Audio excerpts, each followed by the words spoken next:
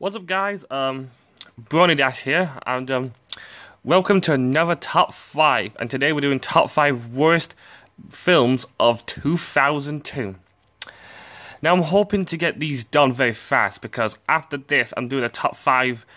I'm doing 2003, and then after that I'm taking a little break to watch MLP Season 7.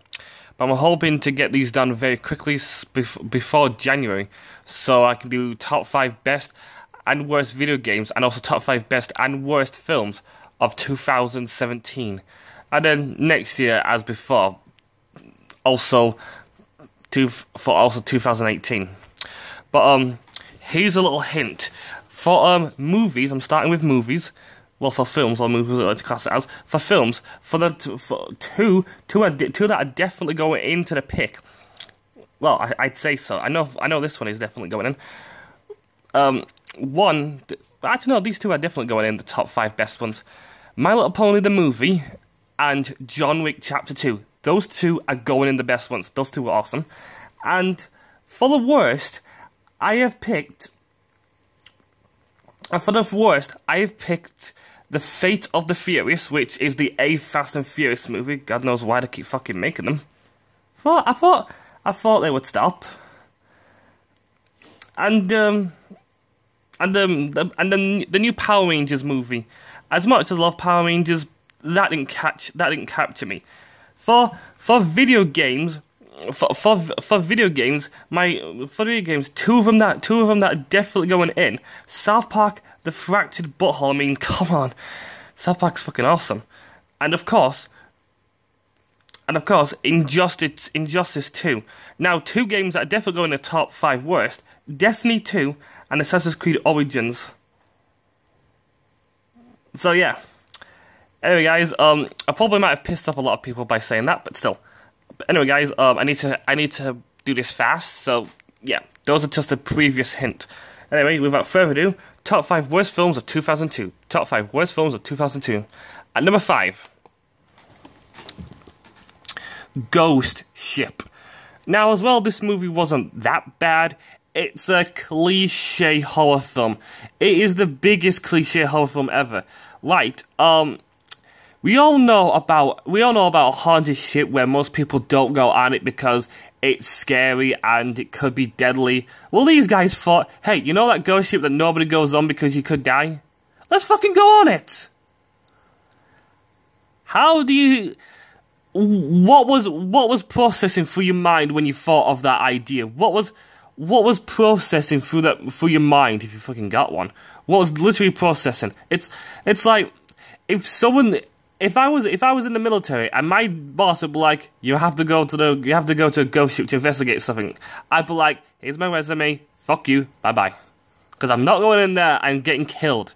Actually, to be honest, they all fucking get killed except for one person. And I'll let everyone guess in the comments. I'm just gonna fucking tell you anyway. But I'll let everyone guess in the comments for 10 seconds. 10, 9, 8, 7, 6, 5, 4, 3, 2, 1. Okay, if you haven't guessed by now, I'm gonna tell you. It's a fucking hot girl. A hot girl survives a horror film. And she's a virgin. Don't worry, she's a virgin. Have you noticed that if you don't do drugs, don't do sex, and if you're a nice person, you're more likely to survive in a horror film, which is the most cliche. They're starting to go off that brand these days though, because these days it could be anyone in horror films that die, which thank fuck for that. But in the olden days, it was like, well, not to be racist, but it was like black people. Jews as well. Jews mostly got killed first as well now and then. And and definitely hot people got killed. And also sex people, and also sex crazy people, and also drug people, violent people. Basically, if you're a pacifist, nice and pure, you won't get killed. So it's basically trying to force in a god logic there. Weird. But still, it was an okay film, but it didn't scare me, and I want a horror film to scare the living fuck out of me. And I'm looking at Jigsaw films because there's too many of them to count. With the new one coming out, oh dear God. Pray for that film. Pray for that film. But still, It's not bad, but it's not my favorite. At number 5, Ghost Ship. At number 5, Ghost Ship. At number 4, Hot Chick.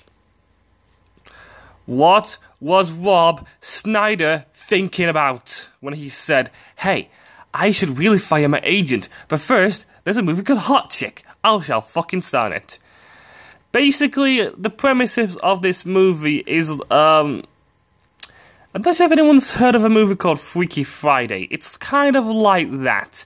But, with this, a guy and a girl do actually switch bodies. Actually, no, it is like Freaky Friday. Wow! Wow, someone should make a lawsuit, whoever came out first. I don't know, which one came out first? Whatever. But still. Basically, they get switched around and Rob Schneider becomes the girl. Oh, what the fuck? Now, I know it makes out Rob Schneider to be gay, which I'm not against. If Rob Schneider is gay, good for him, because I'm not against that, but well, actually, I do know that Rob Schneider isn't gay. He's fucking got a wife and 2 kids. Don't know how he got lucky, but still. But still, or maybe the wife is a gold digger, but still.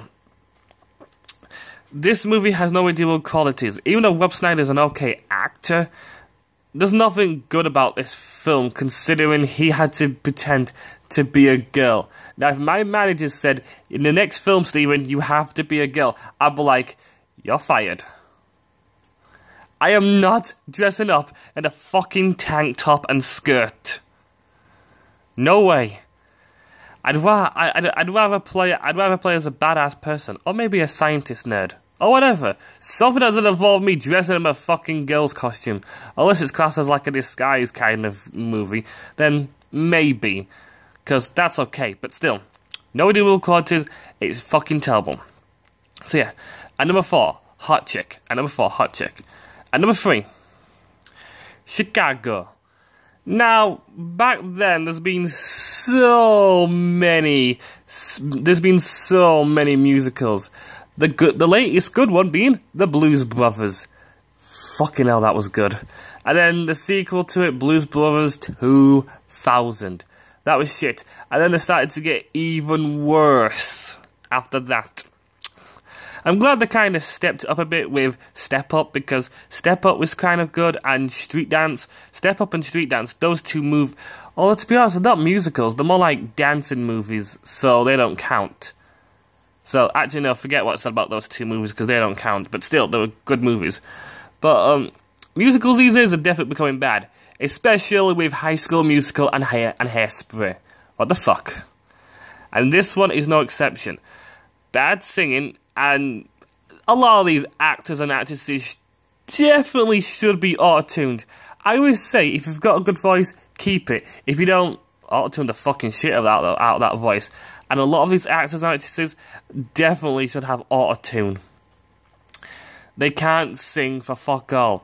It's like, did the director even... I think the director wanted good singers, but, guess you couldn't afford good singers, so, let's see who's in the Z category of bad actors and actresses, so I can fucking get my B-list movie out there. And it did terrible. Good job on that. Not sure if this has got a sequel. If it is, or if it has, my word, how did it warrant a sequel? Mind, a lot of crappy films these days can warrant a sequel, and you'll see from my next film. But still, at number 3, Chicago. At number 3, Chicago. And number 2, My Big Fat Greek Wedding. My Big Fat Fuck Up, more like. What the fuck were they thinking? This movie has a sequel because well, if you look on YouTube, there's an interviewer interviewing a woman, basically saying she likes this movie and she wants a sequel. And the director's like, well, this woman must be smart. Let's make a sequel of this awful film. Good fucking job. Why? My Big Fat what the fuck Greek Wedding? Why the fuck was this even a thing? The title alone makes you question what the fuck. My Big Fat Greek Wedding. I mean, Okay, so we've got My Big Fat Greek Wedding. What's the next one's going to be? My Big Fat Italian Wedding? My Big Fat English Wedding? My Big Fat American Wedding? Come on, guys! I'm giving out so many good ideas for your next fucking 5 movies. Actually, I can give you 3 more if you want to make it 5. My Big Fat Egyptian Wedding. My Big Fat Indian Wedding. Not sure if that's a thing. My Big Fat Pacific Wedding. There you go. 5. I mean, to be honest, as long as you got My Big Fat and whatever country in that, then it's okay. Then it's okay. It doesn't matter. It doesn't have to be Greek. It can be whatever the fuck you want it to be. It can be anything. Hell, you can even have Pakistani on that one as well if you fucking want. But watch out for the terrorists. That might be an awful wedding though. But still, no. Like I said before, nothing we deal about this movie. It is very terrible, and a title alone can easily be replaced by so much stuff. They always say, make a title that you can't make fun out of. This title is the easiest title to make the fun out of. You don't even try. You can just take Greek from anything and just replace it with another country. Boom, there you go. And easy to take the piss out of. I bet it, if you don't, I bet it, here's another one. You know, fat, you can change it to something else, like My Small Fin Wedding. There you go. That was easy as well. Come on, guys, step up your fucking A game. But still, it's an awful movie, not my number 1, and you'll see what my number 1 is when I get to it. But still, not my worst film of this year. So yeah, at number 2, My Big Fat Greek Wedding. At number 2, My Big Fat Greek Wedding. And my number 1 worst film of 2002 is Scooby-Doo. Oh, my childhood. My fucking childhood. What the hell? I love Scooby-Doo. This was my childhood. Well, not this piece of abomination crap, but still, when I watched the cartoon of Scooby-Doo, it was awesome. It was very silly considering most of the time. Well, now, a lot of times when I'm an adult, it's like, oh, I know for a fact there's going to be that guy under the mask. Boom! Even though I've forgotten how the plot goes so big of a majority of the episodes, it's like you can easily know who's going to be behind a mask. Well, as a kid, it was exciting though. It was also funny to hear all the 5 characters, especially Scooby and Shaggy, considering that they always get the biggest love because people love Scooby and Shaggy a lot. And they always get like their own spin-off movies. Like I've actually seen Scooby and Shaggy in a movie with 3 ghosts. Forgot what the fuck that one's called. I think it is called 3 Ghosts. Scooby-Doo and the 3 Ghosts with Shaggy, and that was it. Considering those two are a good comedy duo, because every time they say, "I bet no monsters are going to come out," they always come out and they always go for those two because. Basically, most of the times, no one believes them.